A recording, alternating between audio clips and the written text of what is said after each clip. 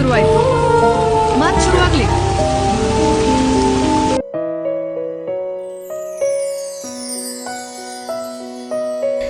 ಮಲಂದೂರಿನ beyond home ಸ್ಟೇಗೆ.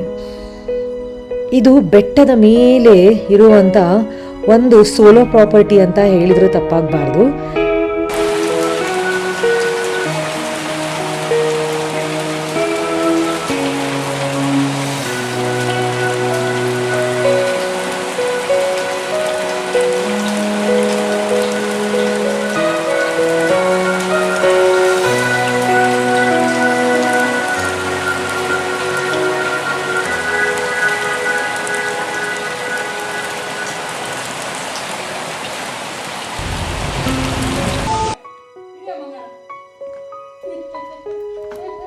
ಯಾವತ್ತಾದರೂ ಯೋಚನೆ ಮಾಡಿದ್ದೀರಾ, ನಮ್ಮ ಬ್ಯುಸಿ ಲೈಫ್ ಸ್ಕೆಡ್ಯೂಲ್ ಅಂತ ಏನು ಹೇಳ್ತೀವಲ್ಲ, ಅದರ ಮಧ್ಯದಲ್ಲಿ ಹೀಗೂ ಜೀವನ ಮಾಡ್ಬೋದಾ ಅಂತ ತೋರ್ಸೋಕ್ಕೆ ಮಾಡಿರೋ ಈ ಒಂದು ವ್ಲಾಗ್.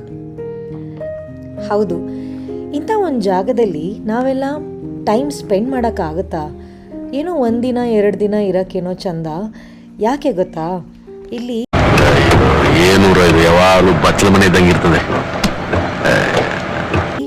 ಮಳೆ ಶುರು ಆದರೆ ಜಿಟಿ ದಿನಗಟ್ಟಲೆ ನಿಲ್ಲೋದೇ ಇಲ್ಲ.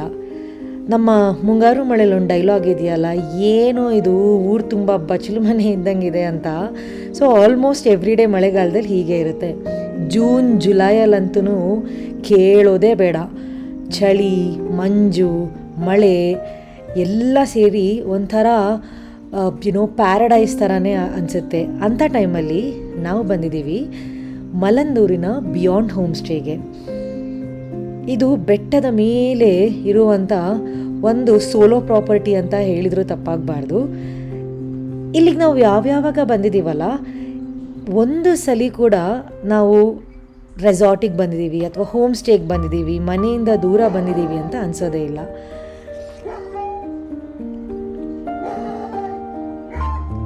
ಈ ರಾತ್ರಿಯಲ್ಲಿ, ಈ ಚಳಿಯಲ್ಲಿ, ಮಳೆಯಲ್ಲಿ ಈ ಥರ ನೆನೆಯೋದಿದೆಯಲ್ಲ, ಎಂಥ ಖುಷಿ ಅಲ್ವಾ ನಮಗೆ. ಸೊ ಚಳಿ ಅಂದರೆ ನಮ್ಮ ಬೆಂಗಳೂರವ್ರಿಗಂತೂ ಒಂದು ಸ್ವಲ್ಪ ಬೆಚ್ಚಗೆ ಅಂತ ಇರೋಕ್ಕೆ ಬಾನ್ ಫೈರ್ ಬೇಕೇ ಬೇಕು. ಹಾಗಾಗಿ ಬಿಯಾಂಡ್ ಹೋಮ್ ಸ್ಟೇ ಅವರು ಬಾನ್ ಫೈರ್ನ ಅರೇಂಜ್ ಮಾಡಿಕೊಟ್ಟಿದ್ರು. ನಾಟ್ ಜಸ್ಟ್ ದ್ಯಾಟ್, ಅವತ್ತಿನ ದಿನ we are also doing barbecue. So aunty ನಮಗೆ ಯಮ್ಮಿ ಮ್ಯಾರಿನೇಟ್ ಮಾಡಿರೋ ಬಾರ್ಬಿಕ್ಯೂನ ರೆಡಿ ಮಾಡಿಕೊಡ್ತಾ ಇದ್ದಾರೆ. ಎಂಥ ಒಂದು ಫೀಲಿಂಗ್ ಅಲ್ಲ, ಈ ಕಾಫಿ ತೋಟದ ಮಧ್ಯ ಚಳಿಯಲ್ಲಿ, ಮಳೆಯಲ್ಲಿ ಈ ಥರ ಬೆಂಕಿ ಕಾಯಿಸ್ತಾ ಹೊಗೆನ ಫುಲ್ಲು ಕಣ್ಣು ಮೂಗು ಬಾಯಿ ತುಂಬ ತುಂಬಿಕೊಂಡು ಎಂಜಾಯ್ ಮಾಡೋದಿದೆಯಲ್ಲ, I think it's a different feeling on its own.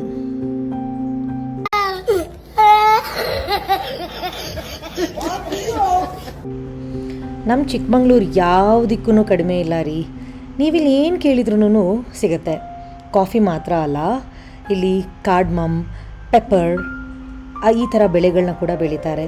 ನೀವಿನ್ನು ಹಳ್ಳಿ ಕಡೆ ಹೋದರೆ ಅಲ್ಲಿ ಜೇನು ಸಾಕಣೆ ಆಗಿರಬಹುದು, ಪ್ರತಿಯೊಂದೂ ನೋಡೋಕ್ಕೆ ಸಿಗುತ್ತೆ. ದೊಡ್ಡ ಜಲಪಾತದಿಂದ ಚಿಕ್ಕ ತೊರೆವರೆಗೂ, ಸಣ್ಣ ಬೆಟ್ಟದಿಂದ ಮುಳ್ಳಯ್ಯನಗಿರಿ ಅಂತ ಬೃಹತ್ಕಾರವಾದ ಬೆಟ್ಟದವರೆಗೂ ನೋಡೋಕ್ಕೆ ಸಿಗುತ್ತೆ ನಿಮಗೆ. ಇಂಥ ಜಾಗದಲ್ಲಿ ಫುಲ್ ರೆಸ್ಟ್ ಮಾಡಿ ಹೊಸದಾಗಿ ಒಂದು ದಿನ ಶುರು ಮಾಡಿದ್ವಿ. ಇಲ್ಲಿ ಎಷ್ಟು ಮಳೆ ಬರುತ್ತೆ ಅಂತಂದರೆ, ನೀವು ಕಾರ್ ಪ್ರೇಮಿ ಆಗಿದ್ರಂತೂ ತೊಳ್ಕೊಳ್ದಲೇ ನೆಕ್ಸ್ಟು ಸ್ಟಾರ್ಟ್ ಮಾಡೋಕ್ಕೆ ಆಗಲ್ಲ ಜರ್ನಿನ. ಸೊ ಹಾಗಾಗಿ ನಾವು ದಿನ ಸ್ಟಾರ್ಟ್ ಮಾಡ್ತಾ ಇದ್ದೀವಿ ನಮ್ಮ ವಿನ್ಸರ್ EVನ ಕ್ಲೀನ್ ಮಾಡೋದ್ರಲ್ಲಿ. ಸೊ ಅಪ್ಪ ಮಗಳು ಖುಷಿಯಿಂದ ಕಾರ್ ಕ್ಲೀನ್ ಮಾಡ್ತಾಯಿದ್ರೆ, ನಾನು ಈ ಟೈಮ್ನ ಯೂಸ್ ಮಾಡಿದೆ ಇಲ್ಲಿನ ಬ್ಯೂಟಿಫುಲ್ ಫ್ಲವರ್ಸ್ನ ಕ್ಯಾಪ್ಚರ್ ಮಾಡೋಕ್ಕೆ.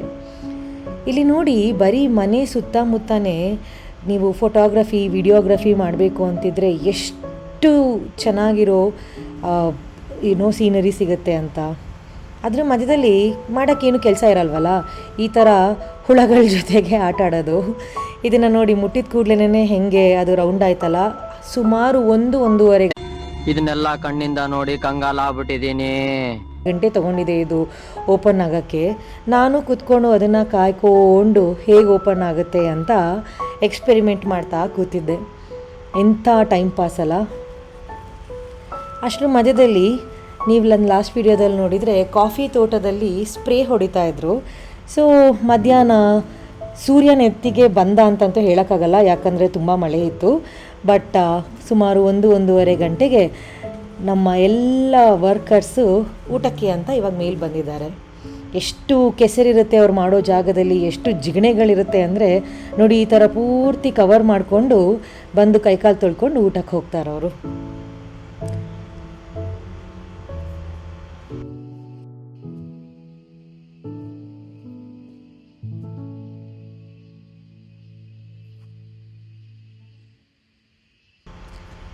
ಇಷ್ಟಾಯಿತು ನೋಡಿ ನಮ್ಮ ಬಿಯಾಂಡ್ ಹೋಮ್ ಸ್ಟೇ ಕತೆ. ತಿಂಡಿಯಾಗಿ ಮಧ್ಯಾಹ್ನ ಯಾವಾಗ ಆಯಿತು, ಏನೇನು ಮಾಡಿದ್ವಿ, ಹೇಗೆ ಟೈಮ್ ಪಾಸ್ ಮಾಡಿದ್ವಿ ಅಂತಲೇ ಗೊತ್ತಾಗಲಿಲ್ಲ. ಸೊ ಫೈನಲಿ ಎಲ್ಲ ಫ್ರೆಶ್ ಆಗಿ ನಮ್ಮ ಮುತ್ತೋಡಿ ಕಡೆಗೆ ಒಂದು ಸಣ್ಣ ಡ್ರೈವ್ ಹೋಗೋಣ ಅಂತ ನಮ್ಮ ವಿನ್ಸರ್ ಇವಿನ ತೊಗೊಂಡು ಹೊರಟ್ವಿ.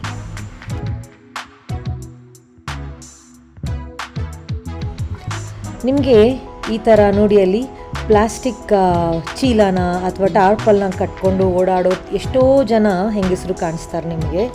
ಅವ್ರಿಗೆಲ್ಲ ಹಾಯ್, ಹಲೋ, ಟಾಟಾ ಅಂತ ಹೇಳ್ಕೊಂಡು ನಮ್ಮ ಇವಿಯಲ್ಲಿ ನಮ್ಮ ಪಯಣ ಮುಂದುವರಿಸ್ತೀವಿ. ಈ ಚಿಕ್ಕಮಗಳೂರು ಪಶ್ಚಿಮ ಘಟ್ಟದ ಸಾಲಿನಲ್ಲಿ ಬರುತ್ತೆ. ಇಲ್ಲಿ ನಿಮಗೆ ದಟ್ಟ ಕಾನನ, ಸುಂದರ ಕಾಫಿ ತೋಟ, ಹೀಗೆ ಹೇಳ್ತಾನೆ ಹೋದರೆ ಲಿಸ್ಟ್ ಅಂತೂ ನಿಲ್ಲಲ್ಲ ರೀ, ಬೆಳೀತಾನೇ ಹೋಗುತ್ತೆ. ಅದ್ರ ಮಧ್ಯ ನಾವು ಏನು 1-2 ದಿನ ಅಂತ ಟೈಮ್ ಸ್ಪೆಂಡ್ ಮಾಡ್ತೀವಲ್ಲ, ಆ ಖುಷಿ ನಮಗೆ ಏನು ನೀಡುತ್ತೆ ಅದು ಪ್ರಾಬಬ್ಲಿ ಲೈಫ್ ಲಾಂಗ್ ನಮ್ಮ ಜೊತೆಗೇ ಇರುತ್ತೆ. ಐ ಥಿಂಕ್ ಇದಕ್ಕೆ ಅನಿಸುತ್ತೆ ಎಷ್ಟೋ ಮಂದಿ ಚಿಕ್ಕಮಗಳೂರಿಗೆ ಅಂತ ಪ್ರವಾಸಕ್ಕೆ ಬರ್ತಾರೆ.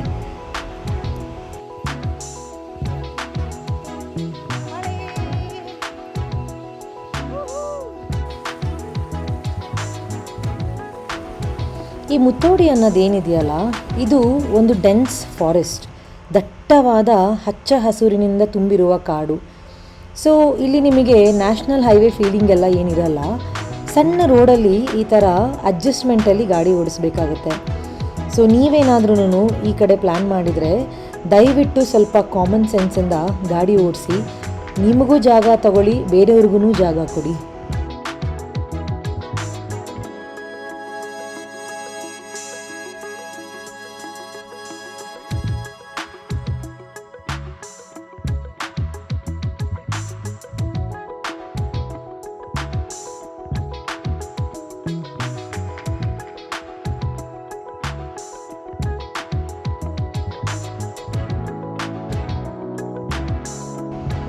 ಮುತ್ತೋಡಿಲಿ ಒಂದು ಸ್ವಲ್ಪ ಮಳೆಯಲ್ಲಿ ನೆಂದು ಒಂದಷ್ಟು ಜಿಗಣೆನ ಕಡಿಸ್ಕೊಂಡು ನಾವು ಬಂದ್ವಿ ಇಲ್ಲಿ ಶೂಟಿಂಗ್ ಗುಡ್ಡ ಅಂತ. ಅಲ್ಲಿಂದ ವಾಪಸ್ ಬಿಯಾಂಡ್ ಹೋಮ್ ಸ್ಟೇಗೆ.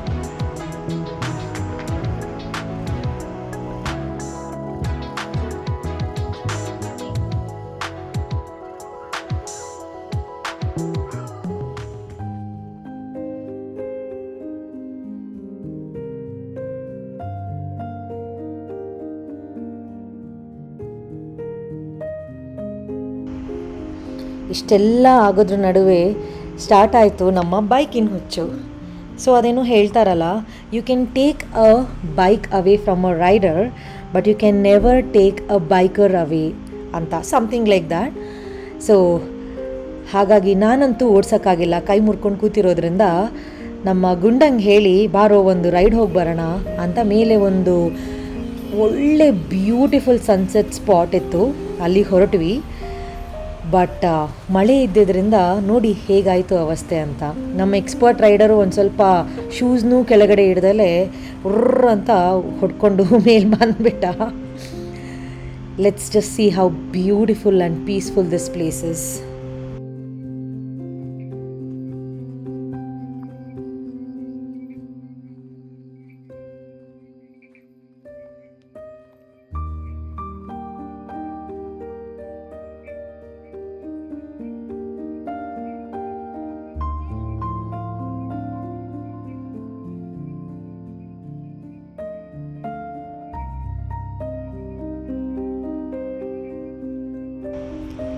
ನೀವೆಲ್ಲ ಅಂದ್ಕೊಳ್ತಿರ್ಬೋದಲ್ಲ, ಏನಿದು ಬರೀ ಇಲ್ಲಿ 1-2 ಜಾಗಕ್ಕೆ ಮಾತ್ರ ಹೋಗ್ತಾ ಇದ್ದಾರಲ್ಲ, ಎಷ್ಟೊಂದು ಜಾಗ ಇದೆ ಇಲ್ಲಿ.